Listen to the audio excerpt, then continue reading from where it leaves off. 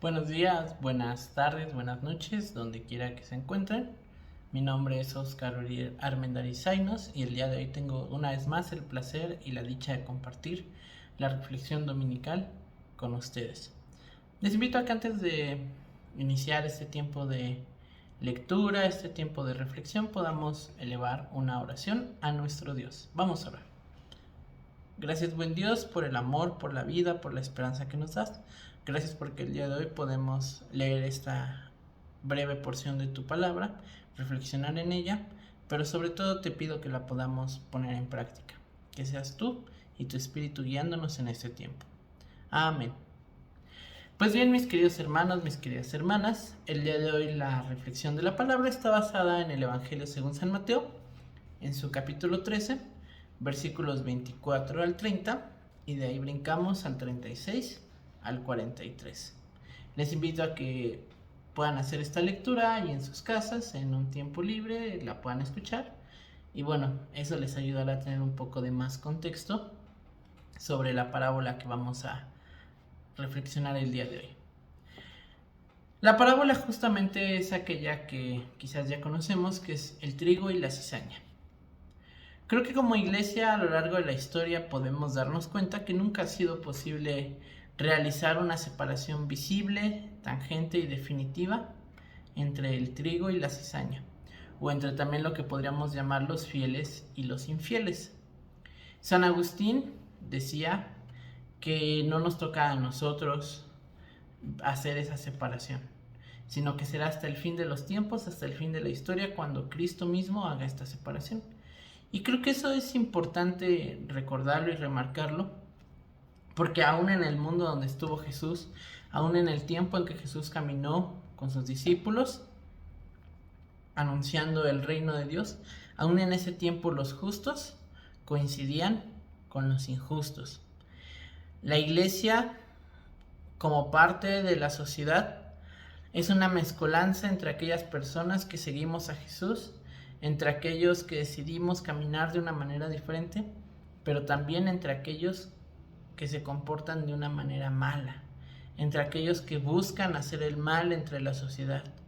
En esta sociedad, como eso ustedes seguramente lo sabrán y no tengo yo que decírselos, en esta sociedad conviven tanto bienhechores como malhechores. Tanto hay gente que busca el bien como hay gente que busca el mal. Y creo que todo esto a nosotros como cristianos, como cristianas, como hijos e hijas de Dios, pues nos produce mucha confusión. Sobre todo cuando vemos que la gente que es deshonesta, que es estafadora, que es corrupta, se enriquecen a costa de los demás, progresan y disfrutan de todo tipo de éxito, de todo tipo de prosperidad. Vemos quizás que nosotros que intentamos hacer las cosas de forma diferente, quedamos marginados. Incluso podemos llegar a ser perseguidos por nuestras ideas. Creo que eso a nosotros como cristianos nos lleva a pensar en cuándo se establecerán estas divisiones claras, cuándo estos juicios serán tajantes y cuándo el trigo será separado de la cizaña. Volteamos a ver en nuestra ciudad y vemos cómo la gente que busca el mal, cómo la gente que es corrupta, cómo la gente que quizás no tiene temor de Dios, en el sentido de buscar la sabiduría de Dios, de hacer lo que es correcto delante de Dios. Vemos cómo esta gente triunfa, cómo esta gente prospera. Volteamos a ver y quizás esos aparatos encargados de hacer justicia buscan lo suyo propio más que realmente el bienestar de todos. Por eso es que esta parábola, hermanos y hermanas, nos va a ayudar a resistir la tentación de que nosotros hagamos nuestra propia limpieza, de que nosotros, en una calidad quizás moral superior, por así decirlo, empecemos a distinguir entre quiénes son los buenos y quiénes son los malos. En medio de nuestra confusión y en medio de nuestras crisis, debemos recordar y mantener nuestro espíritu en alto y no cansarnos de perseguir esa lucha por una vida más justa.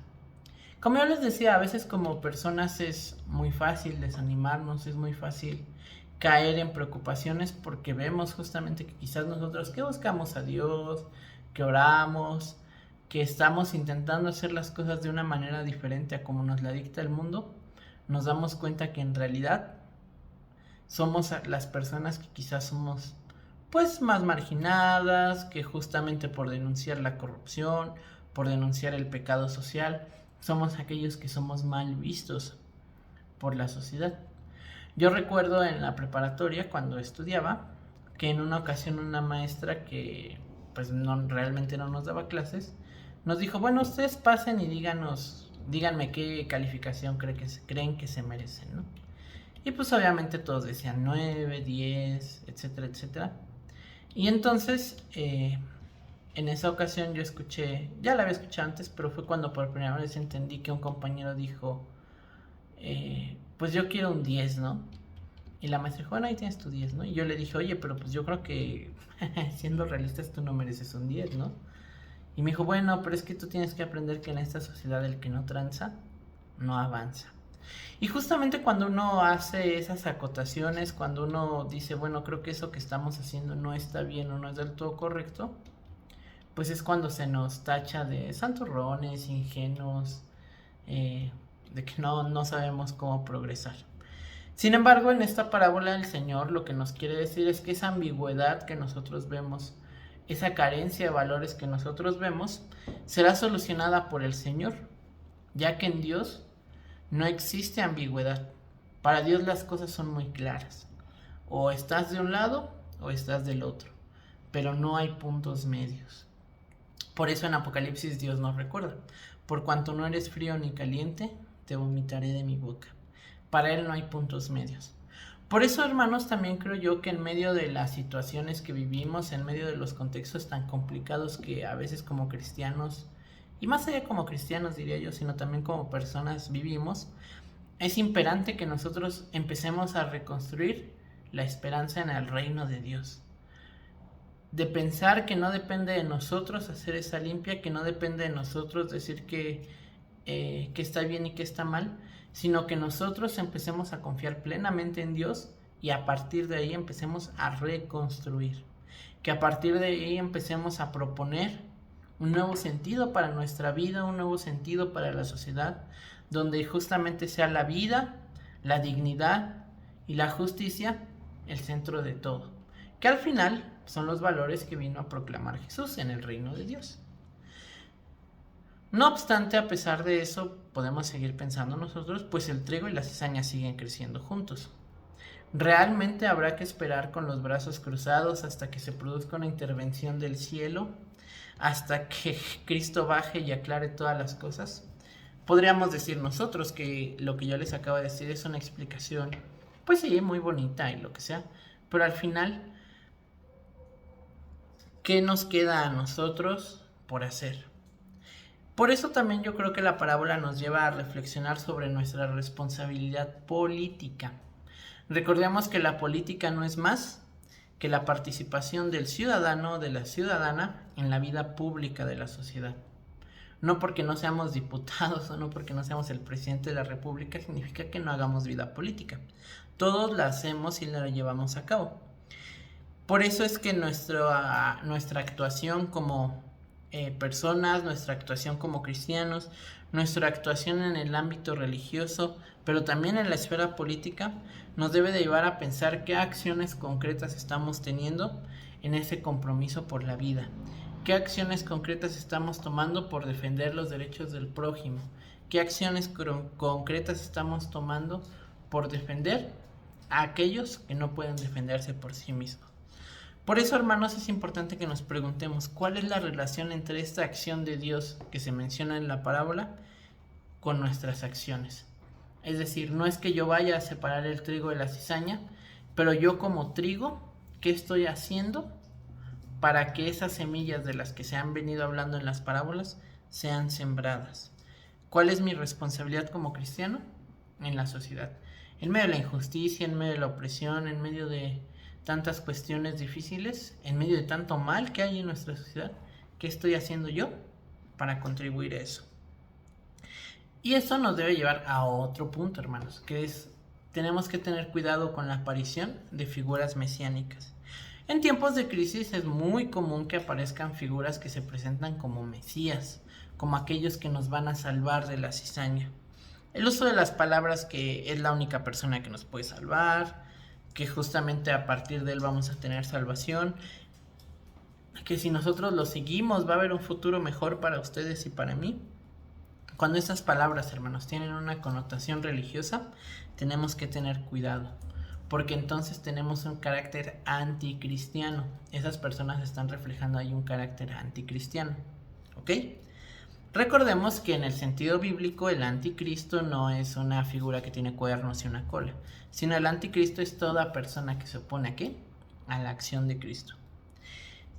Debemos recordar y tener bien presente aquí en nuestra mente, pero también en nuestro corazón, que Señor y Salvador solo hay uno, que es Jesús. La parábola nos recuerda que el único que ha de separar al trigo de la cizaña es justamente Cristo. Cristo cuando regrese. La parábola, hermanos, es un claro no al rigorismo religioso muchas veces, que se atreve a pensar que que es posible una comunidad de cristianos y de cristianas perfectos. Hermanos, la perfección muchas veces puede ser un peligro, porque entonces si yo me considero perfecto, voy a considerar imperfecto a todo aquel que no comulgue con lo que yo creo. El texto bíblico nos recuerda que no debemos marginar a aquellas personas que pueden llegar a ser más débiles en la fe, en aras de guardar nuestros ideales. Más allá de lo que nuestra doctrina, de lo que de nuestro credo, de lo que nosotros como iglesia tengamos en práctica, más allá de todo eso está primero la dignidad de las personas. Si yo empezara a poner estándares religiosos, éticos, políticos que sobrepasan o que más bien que pasan por encima de la dignidad humana, tenemos que tener cuidado porque entonces estamos cayendo en un mensaje anticristiano, ¿ok? Tenemos que tener mucho cuidado con esos rigorismos religiosos. Por otro lado, también la parábola, algo que sí nos recuerda, es la seriedad del juicio final. Y tenemos que tener en cuenta esto no porque vivamos con miedo de que vaya a venir Jesús y nos encuentre en una condición quizás no tan óptima, sino lo que sí nos recuerda el juicio final y nos debe de traer esperanza, es porque ello nos lleva a un autoexamen de cada hijo y de cada hija del reino. Un examen que debe realizarse en términos de ¿qué? De qué tan justos o qué tan injustos somos. Cuando nosotros hablamos del juicio final, hablamos de esta parte dentro de la historia de la salvación en la cual Jesús vendrá a juzgar a los vivos y a los muertos, como dicen algunos credos. Como yo les decía hace un momento, eso no debe de llevar a tenernos con miedo, sino al contrario, a que nosotros mismos estemos examinando cómo estamos delante de Dios, pero cómo estamos también delante de nuestro prójimo. Para eso podemos encontrar unas claves muy fáciles y muy sencillas dentro del texto bíblico. Como yo les decía hace un momento, la justicia y la injusticia. Pero también encontramos en la manera en que Jesús resume la ley y los profetas. Ama a Dios y ama a tu prójimo. Como decía una vez más San Agustín, ama y haz lo que quieras. Me gustaría terminar este sermón dejándoles dos pequeñas conclusiones. Este examen del que acabamos de hablar nos ayudará a buscar acciones concretas de justicia. Como comunidad cristiana tenemos el derecho, pero también la obligación de levantar la voz para denunciar esa cizaña que es corrupta, a la maleza que solo busca marginar, robar, matar los medios de vida de la sociedad. Para nosotros como cristianos no es una opción levantar la voz. Para nosotros como cristianos no es una opción denunciar la injusticia. Para nosotros como cristianos es una obligación, porque es lo que Cristo hizo, y llevarlo hasta las últimas consecuencias. Y por otro lado, nuestra otra labor es seguir llamando a la conversión y esperar la acción de Dios en la medida que la mala hierba, que esas acciones corruptas, que esas acciones de muerte, no escuchen ese llamado y no se conviertan al Señor. Creo, hermanos y hermanas, que esta parábola nos reta, nos invita y nos llama a convertirnos a Dios, a pensar en por dónde están siendo guiados nuestros pasos. Si es que vamos bien, continuar por ese camino, continuar en ese llamado a la vida. Y si quizás por ahí hemos cerrado el camino porque las situaciones del mundo, porque las cizañas del mundo nos están ahogando, buscar nuevamente a Cristo, que es la única salvación, es el único que puede convertir nuestros caminos en caminos de vida y de justicia. Una vez más, no me queda más que agradecer la invitación a compartir este mensaje de la palabra. Espero pueda ser de bendición, pueda ser de ayuda a sus vidas. Y bueno, agradecer otra vez la invitación. Estaremos en oración por cada uno y por cada una de nosotros y de nosotras. Y que sea Dios quien genere que nuestra pequeña semilla siga creciendo, aún en medio de las situaciones que nos rodean. El Señor sea con ustedes, les envío un fuerte abrazo y que Dios siga guiando nuestros caminos. Amén.